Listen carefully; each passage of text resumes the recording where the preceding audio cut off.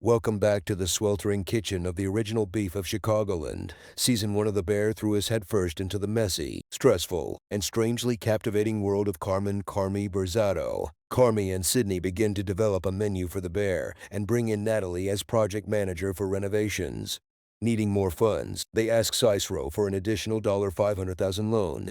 He agrees under the condition that if the loan is not paid back in 18 months, he takes ownership of the property, estimated to be worth $2 million. Sydney asked Tina to be her sous chef, to the latter's delight. Carmi, Sugar and Sydney plan to open the restaurant in 3 months. Construction delays occur, including the discovery of a mold problem. Sydney has dinner with her father, who expresses his concerns about her choice to open a restaurant. Sydney sends Tina and Ibra to culinary school. Meanwhile, Carmi reconnects with his childhood friend Claire, now a resident in emergency medicine, but intentionally gives her a wrong phone number. Carmi continues to attend Al-Anon meetings, where he discusses his struggle to find time for leisure and enjoyment. He and Sydney prepare their menu, but realize they have to get out of their routine and sample food at other restaurants. Claire gets Carmi's real number via fax and asks Carmi to help her pack up her mother's house. Carmi subsequently bails on his plans with Sydney, so she goes to restaurants around the city to sample dishes. Gathering inspiration, she also receives feedback from a former colleague who stresses the importance of having a business partner she can trust. Sydney returns to the Bear and becomes upset when she discovers Carmi has been making large decisions without consulting her. 2 months before the planned opening, Carmi learns from Natalie that she is pregnant. Richie and Fack continue to lead construction efforts, while Sydney begins screening new employees. Meanwhile, Marcus is tasked with developing 3 unique desserts for the Bear. He temporarily leaves his terminally ill mother to travel to Copenhagen to learn from Luca, a skilled pastry chef, and the two quickly form a kinship.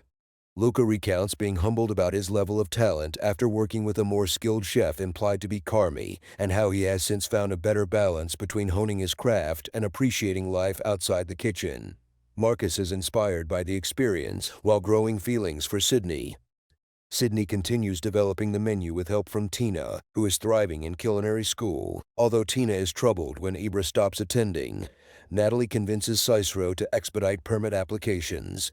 Claire accompanies Carmi to drop off a liquor license application where the pair bond. She convinces him to accompany her to a party, where Carmi realizes Claire represents the release and enjoyment he has been searching for. After the party, Carmi takes Claire to see the restaurant, walking in on an argument about Richie stealing electricity from a neighboring building. When the restaurant clears, Carmi and Claire share their first kiss. Approximately 5 years before the Bear is set to open, Carmi returns from Copenhagen to spend Christmas with his family. Michael and Carmi warn Natalie not to ask their volatile mother Donna if she is okay. Donna drunkenly prepares a meal based on the Feast of the Seven Fishes. Carmi's cousin Michelle encourages him to stay with her in New York to pursue his career, noticing how the family's dysfunction weighs on him.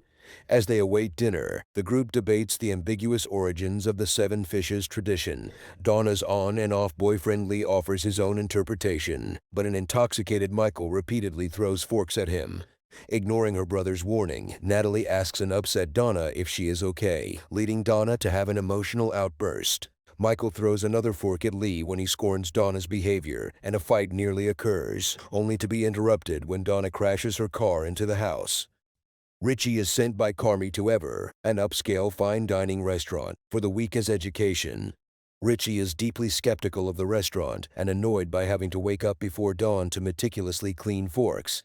After seeing how dedicated the restaurant staff are to their customers, he has a change of heart, becoming enthusiastic and learning to expedite a busy dinner service. At the end of the week, Richie is sad to leave and asks about staying on permanently. Believing that Carmi is trying to get rid of him, he meets the owner, Terry, who recounts the origins of the restaurant and how she overcame professional setbacks. Terry reveals that Carmi told her that he believes in Richie and his people's skills. 10 days before opening, Carmi and Sydney are panicking over their inability to pass the fire suppression test. Ibra returns, reconciles with Tina, and agrees to take over the restaurant's takeout sandwich window. Richie returns with a newfound sense of purpose and a new penchant for wearing suits. Marcus returns from Copenhagen with an impressive new dessert menu. Richie apologizes to Natalie for the way he has treated her, and they begin interviewing front-of-house candidates. Sydney begins to see Claire as a threat to Carmi's focus. Fack realizes that Michael disabled the fire suppression system when he tried to commit insurance fraud by burning down the restaurant. Fack fixes it in time for the test, and they pass, allowing the restaurant to open. Carmi, realizing he loves Claire, makes her dinner. The bear is set for its soft opening, for family and friends only. Sydney feels pressure to impress her father. Carmi begins to second-guess the plans and forgets to have the handle of the walk-in refrigerator replaced. Natalie informs Carmi that she has invited their mother. Richie and Natalie see the restaurant is fully booked for 2 weeks, but need to increase reservations to stay profitable. Cicero delivers the official business license to Carmi and warns him about the danger of distraction. Carmi apologizes to Sydney for his lack of focus and gives her a custom chef's coat. With the team prepared and the restaurant ready to launch, the team opens the bear for business. On Family and Friends Night, Richie runs the front of house while Sydney runs the kitchen. Several issues begin to mount. The restaurant runs out of forks. Sydney and Marcus are forced to assist when a line cook disappears, and the walk-in refrigerator handle breaks, trapping Carmi inside. Pete sees Donna outside, who refuses to go in due to her feeling unworthy to see her children's success. Pete accidentally reveals Natalie's pregnancy to Donna before she leaves. Trapped in the fridge, Carmi spirals into self-loathing and rants about how his relationship with Claire has ruined his focus in the kitchen. Claire overhears him and leaves in tears. Richie sees her leave and has a heated argument with Carmi through the refrigerator door. Carmi is devastated when he plays a missed voicemail from Claire earlier in the day, in which she confesses her love for him. The service ultimately ends successfully. Marcus receives a gift from Luca, and Sydney feels emboldened by the successful opening night. The Bear Season 2 continues the show's signature frenetic energy, balancing intense kitchen drama with character development and moments of dark humor. While the ending doesn't offer definitive answers, it leaves us invested in the characters and hungry for a potential Season 3. Like and subscribe for more show recaps. Let us know your thoughts on The Bear Season 2 in the comments below.